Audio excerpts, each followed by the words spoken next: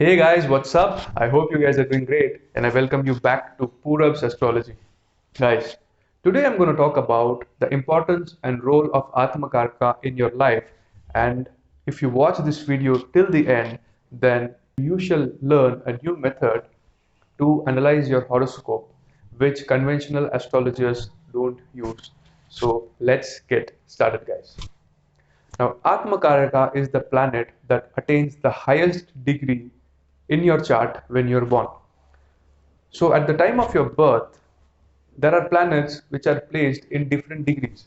You have Sun in 5 degrees of Cancer, or you might have Saturn in 8 degrees of Libra, or you might have Mercury in 23rd degree of Taurus. So, the planets are positioned in different degrees. The concept of degrees shall be explained by me in a nutshell. There are 12 houses in your horoscope, and these 12 houses are split into 30 degrees each. Your entire horoscope consists of 360 degrees, so divided by 12, 30 degree is the area which is allotted to each house. So planets are constantly moving, and when you're born, the planet is recorded to be in that particular degree of your house. Now, how this degree is used to calculate the Atmakaraka? For example, when you're born, if you have Mars in 15 degree of Capricorn and you have Rahu in 28 degree of Taurus and if you have Saturn in 15 degree of Libra and also you have Venus in 29 degree of Taurus. So Venus is your Atmakaraka because Venus has achieved the highest degree, 29 degree. So Venus will play a very important role in your chart. Rahu Ketu is a dicey subject.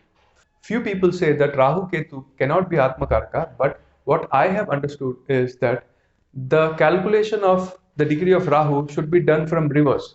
So if Rahu is placed in 28 degree, as Rahu travels in the opposite direction, so you have to calculate 30 minus 28, which is equal to 2.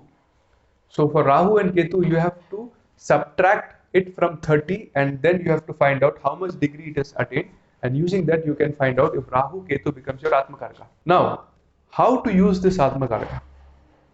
You need to make the house having your Atmakaraka your first house. So when Venus is becoming your Atmakaraka, so you have to make Venus as the first house and then you have to see the position of planets from that house. So when Venus is in your first house and Saturn is placed in the 8th house from Venus, this shows that the desire of your soul is to live a long life because Saturn in the 8th gives you longevity. Similarly, if Rahu is in the 7th house from Venus, then you can see that your soul desires to experience a lot of relationship in your life because the 7th house is the house of relationships and Rahu in it gives desire for relationship. Similarly, if Moon is placed in the 5th house from Venus, then you can see your soul wants to invest a lot of emotions in romantic activities, in love, in creative pursuit, because Moon is placed 5th away from Venus.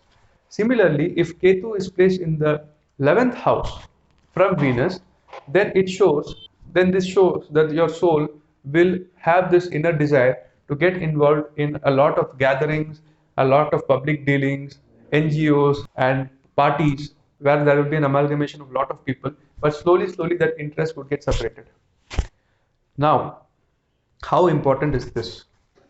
If the Lord of the 7th house is placed in the 12th house from Venus, what happens is this shows that your soul doesn't want to experience relationships in his life because the Lord of the 7th house is placed in the 12th house away from Venus. So loss of relationship. So even though you invest a lot of time in relationship, but at the end of the day, your relationship doesn't sustain because the Atmakaraka is denying the happiness of relationship. Similarly, if the Lord of the 5th house is placed in the 12th house from Venus, this shows loss of romantic activities, loss of love, loss in creative pursuits, because the 5th Lord is placed 12th away from Venus or in the 12th house from Venus. So your soul doesn't want these things in life. So how much ever you try to invest your energy into these things, you will not be successful in those pursuits. Similarly, if the Lord of the fourth house is placed in the ninth house, then this shows that your soul seeks comforts through long distance travel. So that is the importance of Atmakaraka. So what you need to do is you need to make the house in which your Atmakaraka is posited as the first house, and from that house you need to see the position of planets. And this will give you a totally new perspective as to what your soul wants and what is the actual desire of your soul. And is it matching with your ascendant chart or your Rashi chart?